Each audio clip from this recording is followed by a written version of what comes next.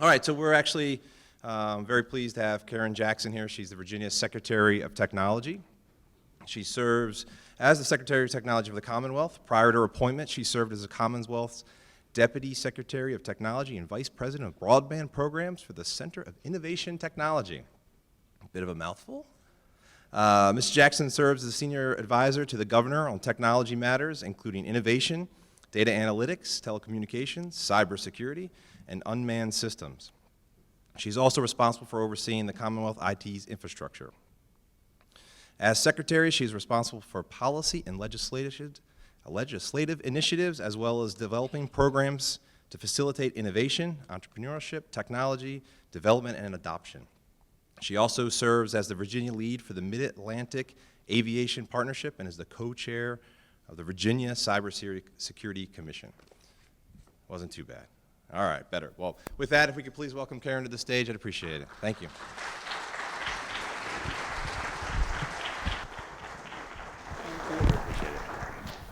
So good afternoon.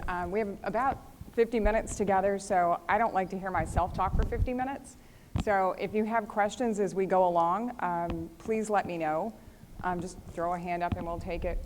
I'm happy to be here. I was here last year, as he mentioned, when the great introduction of the governor happened. And I think the most poignant moment for me was he was reading through his notes when you were doing the introduction, so he didn't hear it on the first pass. And so he turns to me and says, "What did he say?" I'm going to let him tell you why that's pertinent if you weren't here last year. And so I had one of my moments in my career of, wow, I didn't think I'd ever be saying this to a governor, but I'm going to. So I'm happy to be here today. I'm sorry I'm a tad bit late. I didn't plan that. So my office is just straight down Broad Street. And like cybersecurity, you know, it's always the unexpected that gets you when you least expect it. So I go to get in my car. I literally have a 5-minute shot down Broad Street. And I go to turn out of the parking lot, and there's a megabus that's broken down across the end of the parking lot. Okay, it's a one-way street. So Capitol Police was out there, and they said, well, we might be able to squeeze you through, or you can just go the wrong way. I think I'll go the wrong way and take my chances. That was probably the wrong answer based on my experience, so I apologize for being a little bit late. What I'd like to talk to you about today is cybersecurity Commonwealth style, really. As a state government, we have some pretty interesting situations that we have to deal with. We have a lot of constituencies that we have to try to keep happy. And we really do, you know, at the end of the day, the citizens, all of you that are Virginia residents, are our customers.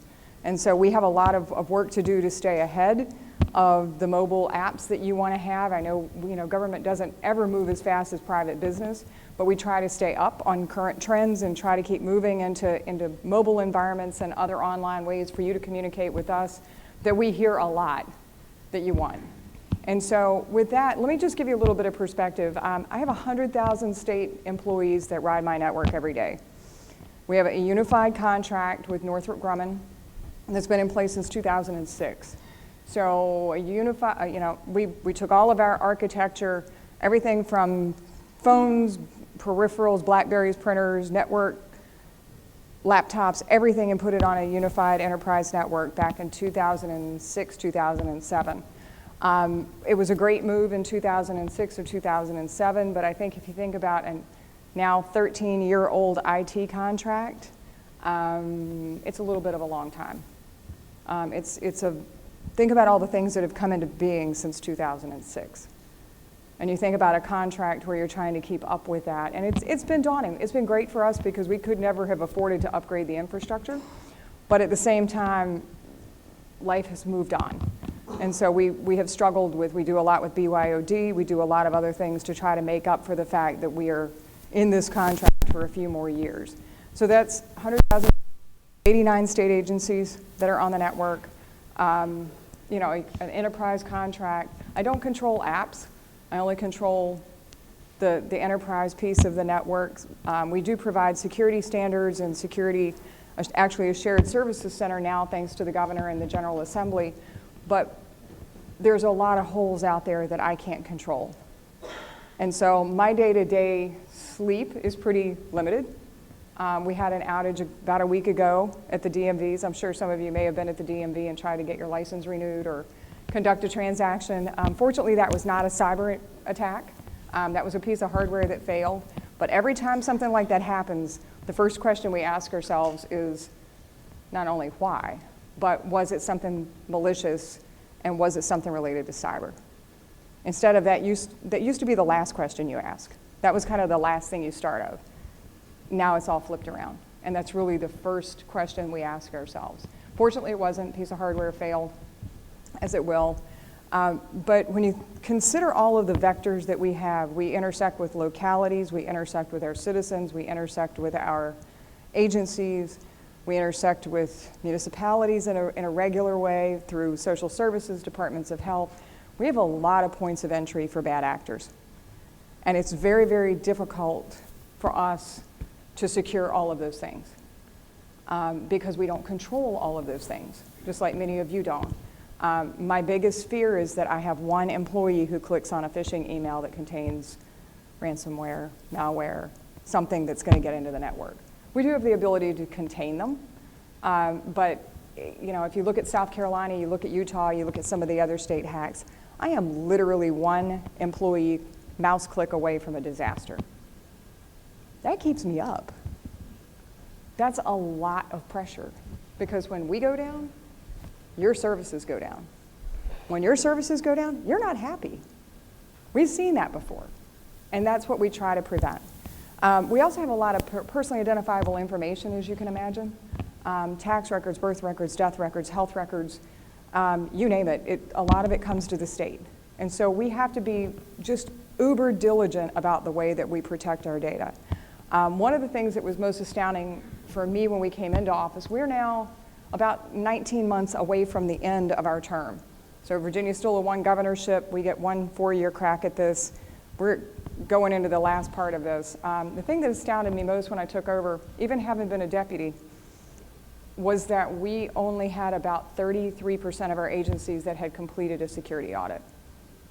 That was a mandatory security audit. Really? Mandatory? That left me a little bit confused, and it left me a lot concerned. The good news is that a lot of the agencies that hadn't completed their security audits were in a position of not having a lot of PII, not having a lot of customer-facing apps, and just frankly being very, very, very, very small.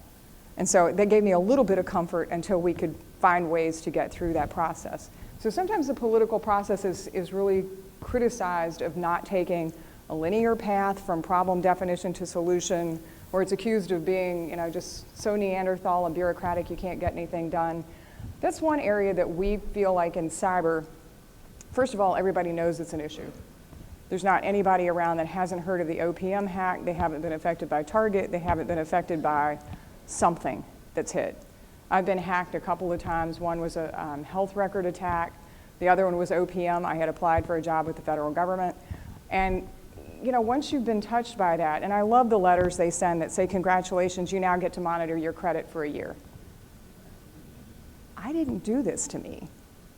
But yet now it's my responsibility to keep me safe because you got breached. I don't ever want to have to look a citizen of the Commonwealth in the face and hand them one of those letters because I know how that feels. So at the beginning of the term, the governor stood up the commission, stood up a cyber commission. We had it for about 2 years. And so we've just put a sunset on that group. We feel like we've done a lot of work, spade work. We had 5 different work groups. And I'll come back to this linear solution in just a second. But we had 5 different working groups. One was infrastructure. One was crime, basically cybercrime. One was education and workforce. One was economic development. And one was public awareness. So those were the 5 vectors that we asked our commission members to work across. So this security audit piece that I was talking about a minute ago actually fell under the infrastructure piece. So the infrastructure piece, infrastructure work group, said you really need to get your eyes and your heads around exactly how much PII the Commonwealth has, who owns it, how's it secured, how's it encrypted, and really try to get your hands on that. So the governor, rather than waiting until the 2 years completed, we had this big report. We've been working on recommendations that we needed to peel off and do immediately, and we've done just that. And so one of the first recommendations was you really need to get your head around how much PII you have, where it is, and how well it's secured. So we issued, thanks to the governor's leadership, an executive order that made our agencies work with us to tell us where that information is, how it's secured, who has access to it, and those sorts of things. We also went back through all of the security audits, and we said, who's done them, who hasn't done them, who's done them well, how often have they been refreshed. And we came to the conclusion that really we had a whole lot of agencies that were really big that needed a full-time information security officer. Department of Health, DMV, VDOT, the ones that had the most tax, the ones that have the most critical information, they need a full-time CISO, without a doubt. We got to make sure they're taken care of. Human resource management was another one. So we made movements to get them all full-time chief information security officers. For everybody else, they kind of spanned a pretty wide spectrum. Some had some PII, some had none, some had a little bit, and it was really all over the place. So what we decided there was to actually form a shared services model that we were able to say, okay, we're going to form this core group of information security professionals within my agencies, and then be able to parse them out to these other agencies on a regular basis to make sure that they're as secure as they can be, but we don't have to hire an individual CISO for each agency, some of which might really need them a part of a week, maybe a few hours every week, but they didn't need them 24/7. So that's how we've really gone from a commission recommendation to implementing something that really will change the way our agencies will do business. They change the way we secure our data, and ultimately will, have an impact on how secure our citizens can feel when they're actually transacting business with the Commonwealth. So that was one of the arenas we've worked on. I think one of the most interesting of the 5 work groups for me has been cybercrime. A lot of these actors are international, we know that, but a lot of the laws on the books in the Commonwealth for things like human trafficking, child pornography, those types of cyber crimes haven't been updated in probably 100 years. So how do you take a law that was written, in 1900, maybe updated a couple of times, and yank it into this world of the virtual criminal? It's tough. It's very, very difficult to get legislators who don't work in this space every day. There's not a lot of techie legislators around out of the 140 that we have. But how do you get them to understand that you need a little bit of leeway in the time before you notify a cyber criminal that you're looking at them? Because if you tell them that you're looking at them, they're going to go away. They're just going to vaporize. It's not like they're going to go home at night and you know where to go surveil them. They just disappear. They destroy their hard drive, they throw it in the water, they, big heavy magnet, it's all gone, and then they just pop up somewhere later on. So we've had to work on things like being able to actually, if we expect a criminal element and we want to be able to look at them, instead of notifying them through their ISP the day we start looking, we have a 30-day window. And that's only in very specific cases that deal with victims that are under 17 years old. But we knew that we couldn't tip our hand day one. So that was one of the things we had to work on. Another thing is law enforcement and aligning magistrates and warrants. So a lot of our forensics work is actually done in labs. So state police or a local gets the computer in, they know that there's things on it they need, they have a warrant for the computer and the data that's on it, but the lab's 5 counties away. We had magistrates that were requiring multiple warrants in order to actually look at that computer once it got to the lab, because it crossed jurisdictions. That's nuts. I mean, that's absolutely crazy. If you get it in the jurisdiction where you know that there's an issue and all you're doing is just transporting it to the forensic expert that can actually do the work, we needed to straighten that out. So we fixed that. One of the ones that I think was the least popular was I went back to this whole idea of we don't secure apps, and a lot of our data is sitting in these agencies and security audits and those sorts of things. We added to the job description for our agency heads that they're actually responsible for the data that was in their purview. You'd be surprised how many agency heads went, what? You secure that. No, that we don't. You're responsible for it. Just like you're responsible for your services, just like you're responsible for everything else, you are responsible for your data. That was a real enlightening moment for a lot of folks. I wish I could say it monumentally changed behaviors. It didn't. We still had security audits that went undone. But there was at least one moment of reckoning when they said, okay, if something really bad goes wrong with his data, I'm going to be on the line for it. So it's a pretty interesting move to have to make, but it was something that we felt was important given the world that we live in. So we also have worked economic development. The governor is a master marketer. We've been to RSA, the National Cyber Conference out in San Francisco. I've been the last 2 years. He went out there this year, and he was the only governor to show up. What governor in the world wouldn't want to go to the largest cyber conference where all these cyber businesses are and try to convince them that their state was the best place to come? Kind of seems like easy picking. It just makes a lot of sense to me. But he was the only governor to show up. So we met with a lot of Virginia companies. We also met with a lot of companies that were out of state and were looking at putting satellite offices here or moving here, a lot of times because of our proximity to the federal government. But we went out there and spent 2 days going just as hard as we could possibly go. Had a great interaction with our companies, but also met with a lot of Israeli companies. For those of you who haven't studied a lot on Israel, they have one of the best cyber ecosystems in the world. Israel is really coming on as one of the cyber powerhouses for a lot of different reasons. And so we met with them at length and actually just had a roundtable a couple of days ago with their head of their cybersecurity bureau, Dr. Matanya, to talk about how we might be able to collaborate. They're doing a lot with cyber company creation. We have MAAP 37 that's doing cyber company acceleration up in the Northern Virginia area. And so we really see there's a lot of commonality in the ecosystems, and so we're looking forward to trying to strengthen some of those activities as well. So we really are pushing on the infrastructure front, we're pushing on the economic development front, but we're also pushing on the education front. Right now there's about 17,000 cyber jobs in Virginia at a starting salary of about $88,000 that are open. We can't fill them. We just don't have the people. Most of them are in Northern Virginia, some in the Hampton Roads area, some in the Roanoke area, all have different flavors of the kind of people that they're looking for. But we recognize that, the way that high school was done 50 years ago and during the Industrial Revolution or 60 years ago really doesn't fit the world that we live in anymore. And so we've worked on initiatives to kind of retool what high school looks like. We've pushed computer science down. We didn't add any SOLs, but we're pushing computer science down to the lowest levels to make sure that kids start getting exposed to programming and coding and cybersecurity as early as possible through some of the programs that already exist. We're looking at our veteran population. Virginia's got the highest concentration of veterans per capita of anywhere else in the nation. A lot of them have IT and cyber backgrounds.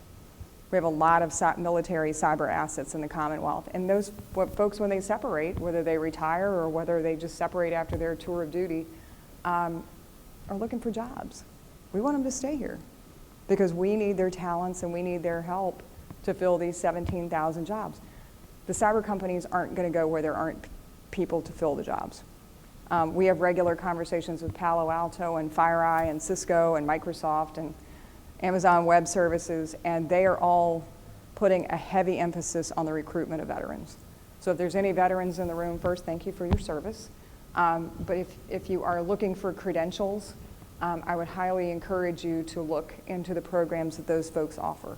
Some of them offer the opportunity to get their certificate programs with very little cash outlay, if any. They offer scholarships. So if you happen to be in that niche, I would suggest you go hunting. There was actually, I think, Michelle Obama and Jill Biden, and this is not a political commentary, at the beginning of May, actually had a big event and announced a lot of these scholarship programs. So if you noodle around a little bit, you might be able to find a good way to get some certifications with very little capital investment on your part. So on the education front as well, we, through the commission, have really worked to try to figure out what works in the education space.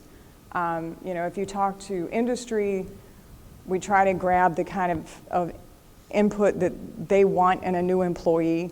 But then we have traditional education systems that have been around for hundreds of years that we then have to try to mold to fit what they need. And of course, we're doing this not only in cyber, but we're doing it in bio. We're doing it in computer science, general IT. We're doing it in aviation. We mentioned the unmanned systems. Unmanned systems is another big area of opportunity for the Commonwealth. So we're asking our colleges and our community colleges to do a lot of new things all at once. And so we have to be sensitive to pick the best ones so that we're not just throwing activities at them and hoping that they can implement them. So we've worked on a couple of initiatives. First is we're building a cyber range for Virginia. One thing that we found through the input of our cyber commissioners was that we really turn out great cyber educated people. They come out with great academic credentials, they come out ready to work, but they don't have the hands-on, in the weeds experience in order to be, they're employable, but then they have to be trained again. And so by building the cyber range, it's going to be a virtual range. Virginia Tech is leading the charge on that one. But we have 8 centers of excellence for cybersecurity around the Commonwealth. All of them will be part of the advisory group. But it's really meant to be a safe environment for people to learn how to do white hat activities, play red-blue games, to participate in things like, what is it, the National Cyber competitions. I can't remember the name of it now. I'm drawing a blank. But anyway, there's multiple of them at the high school level. And so we want this to be the platform on which that can all occur so that every school doesn't have to build their own. Right now we have a few, but we don't have enough to cover the entire state. And it's really unfair for us, for the folks in South Side and Southwest Virginia, even Hampton Roads, to say in order to be on a range, you have to drive to Northern Virginia. That's not fair. That's just not right, especially not in this day and age with cloud technology being what it is. So we're going to build a virtual range. The money for that becomes available in July, and so we're going to be kicking that off pretty soon. We also followed the federal government model, and we're establishing a scholarship for service program. They have a program at the federal level that basically, if you're getting a cyber degree and you're willing to trade back the same number of years of service, they'll pay for 2 years. And then if you give us 2 years service in return. We're going to model ours similarly to that, except for their model, you go into federal service. This model, you go into state service. What that does for me, it's a little bit of a leveling of the playing field for being able to catch good cyber professionals. We, as a government, don't have the cool places for people to work. We don't have a lot of ping pong tables and bean bags, and we have great people and we have great facilities, but it's not as cool as Google or Facebook or Amazon. We're just not going to compete on that level. The other way we can't compete is we can't compete one-to-one on salary. Never going to happen. So we have to find creative ways to get people to come in and actually work in public service. Once they're there, they're very likely to stay because they've gotten a taste of it. They like the ability to be in a public service role, and they're willing to accept the fact that they're not going to make as much as they would in the private sector in return for the fulfillment of being a public servant, which is really cool. We're seeing a lot of that with the millennials right now. But through the Scholarship for Service program, we hope that we're going to be able to give a constant flow of people that experience so that we have access to that talent, we have access to those skills. Even if they leave after 2 years and when somebody else comes in, guess what? That's refresh knowledge that the state gets. I don't have the money to keep our people trained at that rate.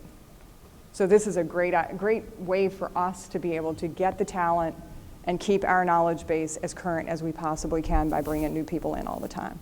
So we're going to be starting that one in June as well, or July as well. We also have really tried to work on the number of centers of excellence for cybersecurity. Right now we have 7 universities and 3 community colleges. When we started, we had 7 universities and 1 community college. Trying to get all of them, as many as possible, certified as centers of excellence. Why? Because industry values that distinction, and they also know that when they hire somebody who has come out of a CAE, which is the way they refer to them, that skill set has been trained at a guaranteed level because they know the rigor with which those programs have gone to get set up and to get quantified. So we're very excited to have the 2 more that have come on. Tidewater Community College is our first community college outside of the Northern Virginia area, so we're happy to add them on. We have a whole pipeline of others that we're working with to try to get certified. It's a lengthy process. It's not an easy process. And the worst part for us is that part of it is based on the number of people that you've graduated. So no matter how much work we pour into them, if it's the first year that they're doing it, it could be a perfect program. But until graduates start coming out 2 years later, they're not eligible to be certified. So the community colleges we're working with now won't even be eligible to be certified until after we leave office. So that's a little bit of a disappointment, but we feel like we're sowing the seeds for the next administration and next generations, that those will come along. But we have a long pipeline there, and the community college system is working very well with us there. So we've had a lot of success in that realm. Everybody's being really quiet, and I'm just parroting on, so you guys can jump in at any point here. I keep sowing seeds thinking that somebody might have a question about something. But we've worked really hard there. The other thing that we've done is we've added a little bit of effort, not a little bit, we've added 14 positions into our public safety realm to deal with cybersecurity. So we need more forensics folks, we need more investigators, we need more people in our fusion center to actually deal with the information that's coming in, be able to parse it out, be able to figure out how it needs to get shared. And so we've added 14 positions on that side of the house. Virginia has had we've racked up a lot of firsts as we've been going through this. Virginia was the first state to adopt the NIST cybersecurity framework. We were the first state to step out and declare ourselves an ISAO, an information sharing and analysis organization. And we were the first state to take executive action to make sure that all of our credit cards that we have are chip enabled. I know not all the readers are, but we're just, in our contracts, we're making sure that everything we have is to the highest level of technology, and at the time that was chips, so we took executive action on that as well. So we really feel like we've taken recommendations of the commission, we've taken the needs of our citizens and our agencies into play, and we've been able to work all of those in alignment to be able to get to the budget and to the legislative session last year and do pretty darn well. If you added everything we got up, it's about $29 million that got invested. It's not bad. For IT investment, we're pretty happy with that because we know that we didn't get everything that we wanted, but the things we got are game changers. They put Virginia on the map. We want to be the #1 state for cybersecurity, and we're trying to turn over every leaf to make sure that we do that. The governor takes the gavel for the National Governors Association in July. He's chosen cybersecurity as his platform initiative to work with all the other governors nationally on. We are very excited about that. Virginia and Michigan are pretty much the lead dogs when we start to have conversations as the National Governors Association, and so we're really excited to have that opportunity to be out in the lead. And speaking of in the lead, you're never supposed to give a plug for another conference at a conference, but I'm going to do it anyway. This fall, September 20th through 22nd, Virginia is hosting our first Cyber and Physical Systems Summit. It's going to be down in Newport News at Jefferson National Accelerator Facility, and we're going to be looking at cybersecurity as it relates to autonomy, cybersecurity as it relates to IoT, and cybersecurity as it relates to critical infrastructure. We feel like Virginia, no other state has claimed this, so if you're from another state, plug your ears for a second. No other state has really claimed the space of cyber and physical. A lot of people have said, oh, we're the, like Michigan says, oh, we're the cyber leader. We're not doing a lot in cyber physical. We have asset upon asset upon asset when you start to look at autonomy, when you start to look at critical infrastructure, when you start to look at IoT, we have a wealth of assets here. When you layer on the cyber assets we have on top of those other assets, we're pretty much unparalleled in our ability to deal with those topics. So we're going to be bringing together a lot of experts. There's 275 seats that we can fill for the conference, so we really are going on quality instead of quantity. We don't just want a big talking heads experience. We want to actually come out with workable recommendations that the Commonwealth can then feed back into the legislative process next year. The autonomy space, Virginia is one of the 6 FAA test sites for unmanned systems, if you didn't know that. We've been working on that since about 2013. We have miles and miles and miles of roads up on 66, 29, and the hot lanes that are dedicated to automated vehicle testing. Virginia Tech has a 25-mile smart road where they can simulate all sorts of different weather climates, driving conditions, and they do just an extreme amount of automated testing out there. Hampton Roads, very, very flush with marine environment for underwater and on-water testing that the Navy wants to do and others.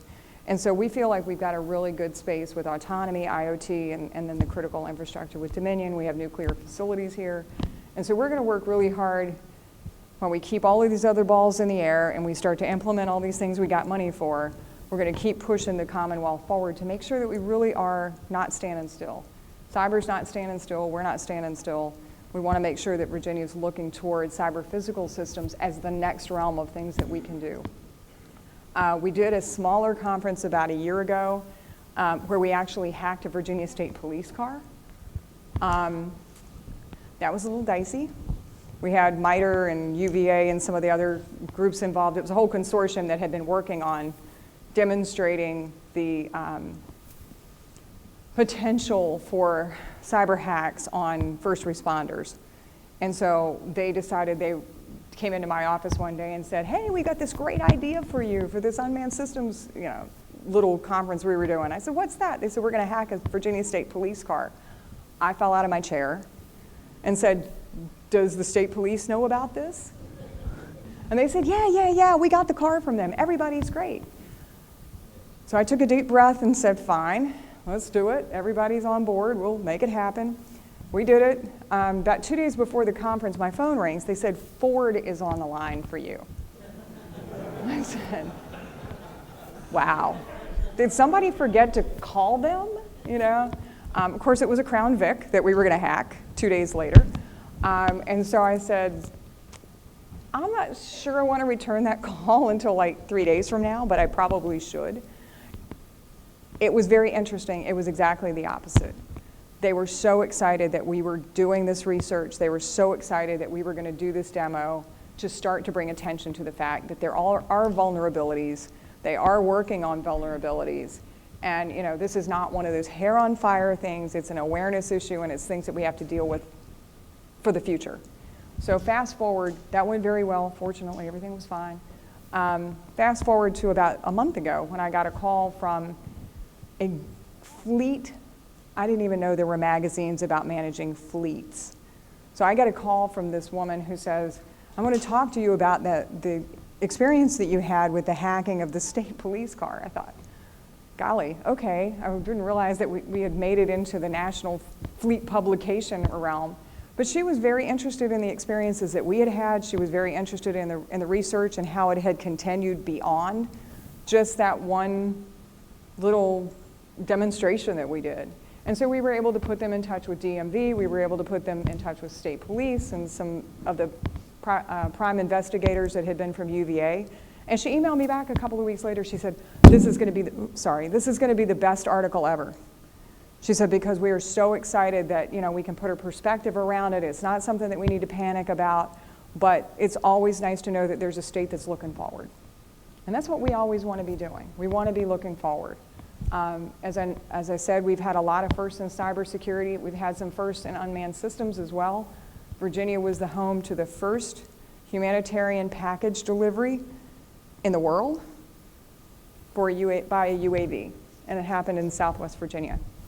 That was so exciting. The governor was out there to receive the first package, which fortunately the weather and everything, we were actually transporting pharmaceuticals as well as supplies. So that was a little bit dicey with the different approvals that I had to go through. But we made it. We got international press. We were the first place to do it. Went off without a hitch. The governor was the first governor to ever be interviewed by tethered drone, which was executive protection wasn't real thrilled with me, but he did it anyway. And so we made it through that. But it's always about pushing farther and harder than you think you can. I never thought that when we started working on cybersecurity, we would come out of the General Assembly session with as much as we did. We actually just did a report from my office on all the accomplishments that we've had across data analytics, across cybersecurity, across all of those things.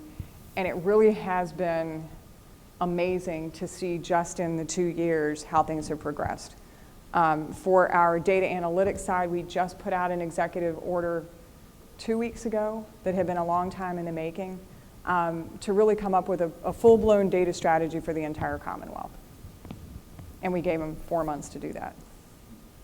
So we're going to be, we've had pieces and parts already ongoing, but we've given them about 4 months to come up with a complete strategy for data in the Commonwealth, including open data as well as big data. We're very excited about it because we've worked very, very hard. As you can imagine, I had a couple of requests in along the lines over the last 2 years for data scientists. Anybody want to take a guess as to whether those were successful in getting funded? No, they weren't. I said, I need a data scientist. They said, why? I said, because we have all this data. They understood the data problems from the cyber side.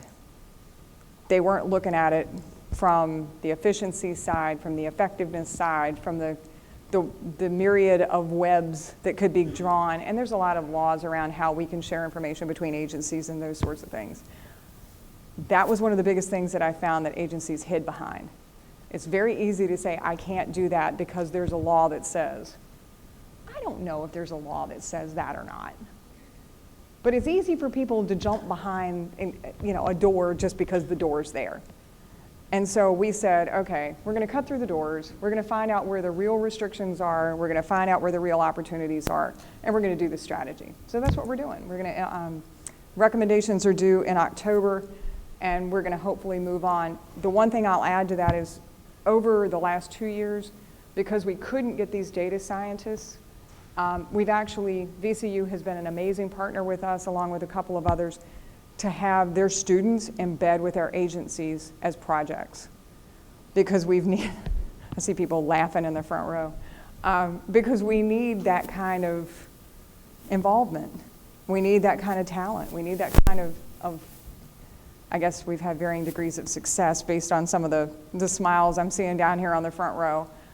Some have worked really well, some have worked not so well apparently, so we're very pleased to have had a partner in VCU that they've been willing to allow us to borrow some of their students, along with some of the other universities as well. But take from that, we're trying to be very creative, we're trying to be very forward-thinking, and we've got an administration right now that is willing to use executive action and legislative muscle to help the Commonwealth move forward in a technology environment. So yes, sir. Yes, I noticed that a lot of cities, states, and also the federal government has opened up data and put it online. So citizens, data scientists, or data scientists actually pull that data up, make sure they on that and move it that way. Sure, we actually put up data.virginia.gov 2 years ago. Does it have as much information on it as I would like? No. That's part of why we're doing this strategy, is because we keep saying we want you to post your open data, and everybody goes, we don't have any. And we know they do. It's just a matter of being able to get them to the point of being able to post it. I think it's a great idea. As I've mentioned, I can't hire data scientists. I don't have a team of folks that are sitting there thinking about what kind of apps they could build for citizen services based on that data. I don't have a bench like that. So to be able to get that out in the public and allow, somebody actually, I think not too long ago, developed an app about ABC stores. Just because the ABC put a bunch of data out, boom, there was this great app about I don't know what it was on, but it was really cool, and it was something that we would have never been able to have done in-house. So I'm all for it. As much as we can push out there and we not jeopardize our sensitive data and not let any citizen get damaged by it, I think it's a great idea, because you guys are a lot more creative than we are. So anybody else have any questions? Yes, sir.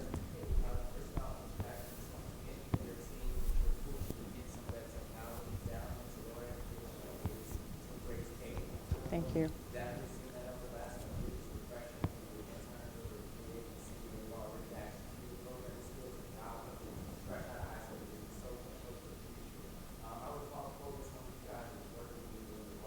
project across the state of Virginia.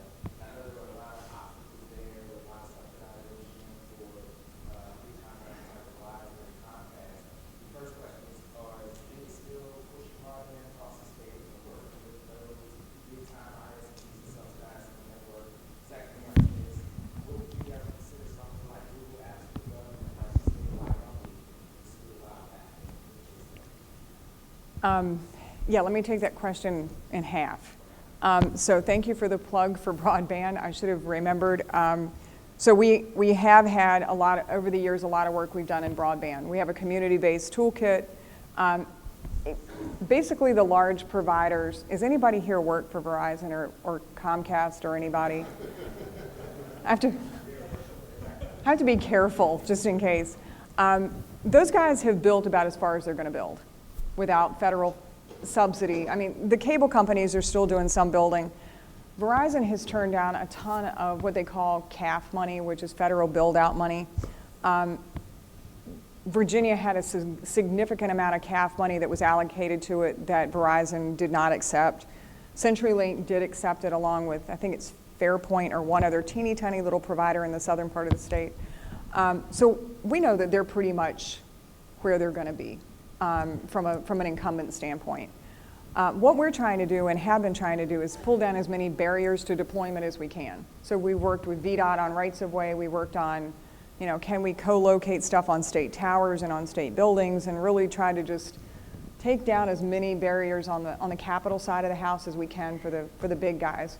There was a bill that was just passed, and I cannot remember the number of it, but it was Delegate Randy Minshew's bill that actually opens up Bird Act roads. So I did not know what a Bird Act road was until this session, but now I know. So all of these dirt roads that you see when you drive in the hinterlands that you might drive on, it's not somebody's driveway, but it's a dirt road. It hasn't been paved. Most of those are covered by what they call Bird Act. They're covered by the Bird Act.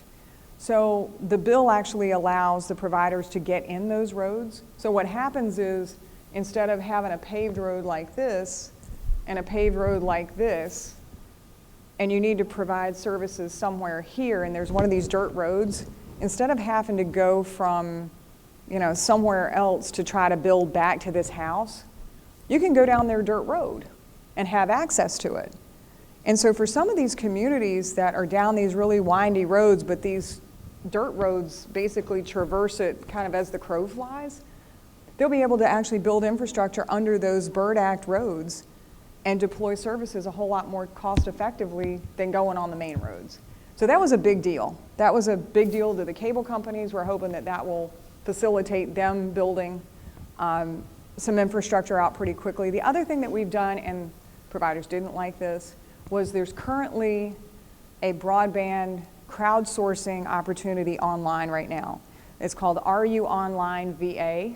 Thank you for reminding me to say something about that. There's actually, before anybody says, why are you giving them a web page to report that they don't have broadband? We thought of that. We gave you a 1877 number. But so you would completely be surprised at the number of emails I've gotten over the last week that says, that's really dumb. Why did you give people a web page to fill out to tell you they don't have broadband? And I have to remind them, if you had read one line lower in the press release, there's a phone number you can call. And you don't have to be at your own computer to fill it out. You can fill it out from a library for your home. When I came in on Tuesday, or I guess about midday on Tuesday, it had been open for about a week. We had over 5,000 responses. So we feel like we're doing pretty well on that. The providers were not happy with that at all. And I know I'm running out of time now. I wish you had asked that earlier. We have a provider map. We have a broadband provider map, but it's based on census block. So we catch a lot of flack, and that was the federal data model. There's a whole history on broadband in the Commonwealth, but that's a different day. But we lost granularity when the feds put their data model out, because we were basing our collection and data partnerships on address level. They backed off and said that providers could give it to the national map at census block. So we got money to create a map that was less granular than the one we had. We took the money. And we built a lot of different tools. We built propagation tools, we built databases on policy around towers, all those sorts of things. The money was well spent, but we lost granularity. And so what we get is we get kicked a lot in the shins saying, well, your map shows that I have service when I don't. Well, now we're coming out to the citizens and saying, okay, you're saying our map is wrong, it's overstated, and we agree with you, but that's what the feds told us to map to. You give us the address level data, and we'll go back and hone the map. So it's a bit of a reality check for the providers, because now we're getting the data address by address rather than by census block. And so we continue to push, there's a little bit of money in the budget this year. It's about $2.5 million each year for build out. That's not going to solve the problem. We're going to have to continue to be creative. We're going to have to continue to push these guys. I think the one thing that citizenry doesn't understand completely is broadband's not a regulated service. It's not like telephone service. It's not like electric. I can't make them do anything. So I'm down to carrots, and I've really got no sticks. So I mean, it's carrots. And these guys want really big carrots. And so we continue to push. We don't think we're done yet, but we're trying to really hone in on the unserved areas, because we don't think it's fair for our kids to not be able to do their homework at home. We don't think it's fair for people not to be able to work from home or age at home. Everybody should just have equal access. And it's a very difficult thing to tell a citizen that there's really not a whole lot you can do. But by highlighting these holes and really shining some light on them, we're hoping that we can target resources to make sure that everybody has a chance to get service. So thank you for your question. Let me grab him and I'll come back to you. Yes, sir. Mm-hmm.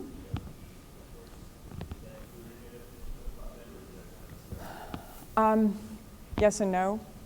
Part of the problem with any of the mobile technologies is the data caps and the price. A lot of the folks that we find that they do have access to cellular, whether it's through a MiFi or whether it's through their phone.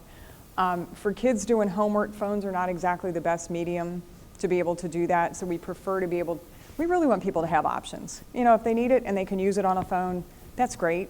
But if they need it to run a business, or they need something that's more secure or complex, then we want them to have the option of being able to get a wireless connection. We've got TV white space pilots that are going on with Microsoft and Mid-Atlantic Broadband. Mid-Atlantic, I'm not sure who announced it, but we just found out that one of the biggest transatlantic broadband crossings is going to come into Virginia Beach. That was announced earlier in the week. We're kind of technology agnostic at this point. The only problems that we have when we start talking about cellular and we start talking about satellite is cost, because it gets so expensive so quickly that a lot of times that just doesn't match up with being able to serve the needs of the folks that are currently unserved. So they're in there, and we do have it mapped based on different types of technologies. But we try to steer away from that. Verizon is actually, there was a bill in the legislature this year about small cell antennas, because when you move to 5G, which it's coming and it's coming quickly, the cells that they actually put up are not the behemoth cell towers anymore. They can be put up on masts, or they can be put up on church steeples, or pretty much anything, because they're small. The only problem is that they have to be placed really close together. Virginia, because of the way we're structured, each locality has their own rules, so a provider has to go from county to county to county to county to county to place those antennas. So we're trying to do some work to be able to globalize some of the requirements and stuff around 5G so that it can propagate more quickly. But there's going to have to be a whole lot of agreement on the part of municipalities and not necessarily the state, because we probably have the least amount of input at the local level about where these cells can be placed. We don't have a lot of say. But we're working with the municipalities to see if there's some way to kind of smooth out the variation in permitting requirements and fees and all those sorts of things, so that a vendor doesn't have to sign 100 different agreements. They can sign one or two. So it's all in there. I mean, we're happy to see whatever technology take place that's coming along, but it has to be at a price point and reasonable with the data side of the house, because some of it's just too expensive. Yes, sir. Okay, somebody in the back. Some of the other states have adopted the usage of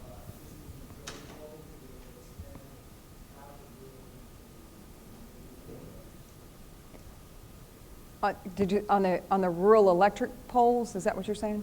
Utility poles, they may have electric, they may have, I know some of the more useful states that adopt that. Specifically, it's an existing device that's out there, and already goes out. I really way out the reasons, so I have that exact issue. Yeah, we, that was one of the most, you probably may remember the big pole attachment fights that have been had in the legislature.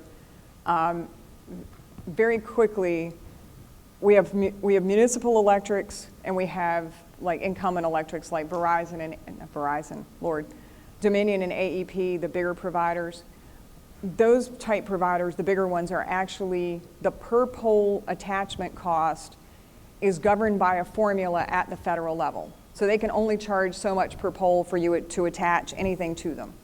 When you get into the rural areas, though, a lot of their services on the electric side come from co-ops. They come from member co-ops that are out there that are not regulated by the rule or by the formula. So they can charge whatever they want to on per pole attachments. So we've had a lot of very testy debates about pole attachment fees in the rural areas because it makes it cost prohibitive for some of these providers to get into those areas. Where we've ended up is there's actually a process at the State Corporation Commission that if a provider and a co-op can't come together on pricing, that they can go have that situation mediated in an attempt to try to get the services out to the rural areas. So, I mean, we push everything. We're trying to push it in VDOT rights of way. We're trying to push it on state buildings. You know, you can attach to pretty much anything the state's got. State police might say that differently. But theoretically, you can attach to pretty much anything we've got. But the poles have been a particular angst because, again, it's not something that's regulated like it is with Dominion and with AEP. And so we fought that fight, and I can tell you that those battles got so hot and heavy that personal friendships that had existed for like 20 years, fortunately none of them were mine, don't exist anymore because there was such contention between the co-op folks and the actual provider folks. So we're trying, but absent going through that state corporation, I have been told that actually the providers went to the co-ops and said, look, if you'll just give us access to the poles, we'll give service to your customers. And they said, no thanks. I don't know what I do with that. So, did somebody, yes, sir. So I was curious on the same kind of track. What about broadband over power line? I'm also a ham radio operator, so I have an interest in keeping the spectrum clear. I just wondered, what's the state's take on that? Wow, we had several deployments around Livingston. We had a couple deployments go up. There was a company called RVAsec that was doing some deployments down there. The ham radio operators were not happy with them. RVAsec eventually folded, and I don't know that there's even one broadband over power line deployment going on right now. Central Virginia Electric Co-op used to have one, and I think they had kind of struck Switzerland with the ham radio operators, but I haven't heard anything about it in a couple of years, so I'm assuming when that company folded, it just went away. So if they could make it work, yeah, I think those just kind of died out. Yes, sir, and last one, and I'm done. Can you? I can't, can you say that again?